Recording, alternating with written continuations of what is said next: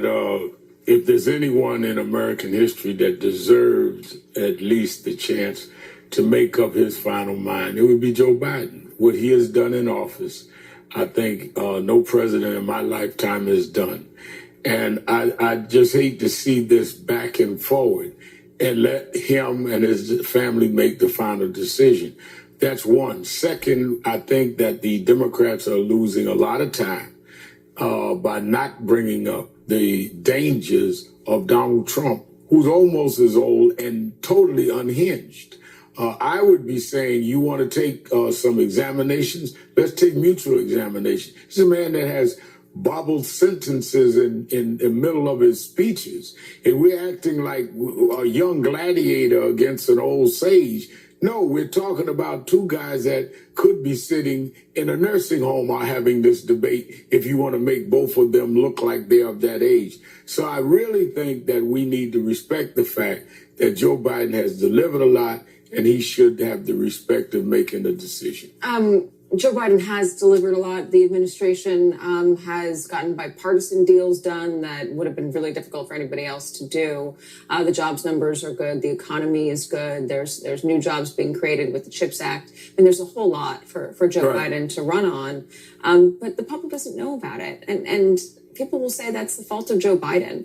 And you're talking about Joe Biden making the decision himself. Isn't this a decision that's in many ways bigger than him? I think the decision is bigger than him, but the decision ultimately is his to make, because here's why I say that.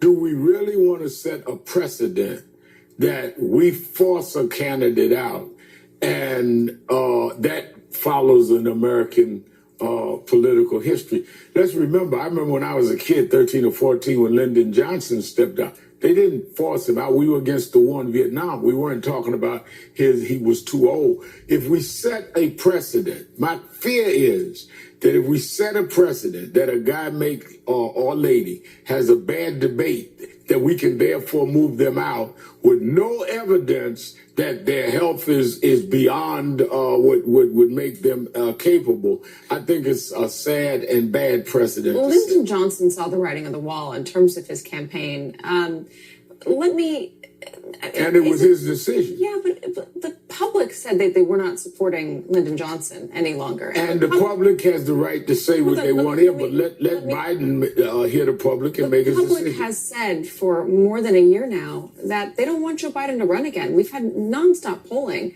to show that people want a different option. They don't want Joe Biden to run again, but the public wasn't given another option, not a real option, in the primaries. The primary was basically uncontested. It was Joe Biden.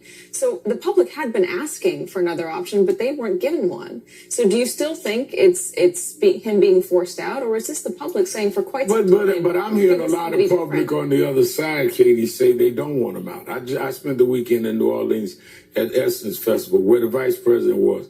Largest gathering of black women. I had people coming up saying I thought he should leave, but now he shouldn't be forced out. I've not had one person on my syndicated radio show call and say he should be forced out.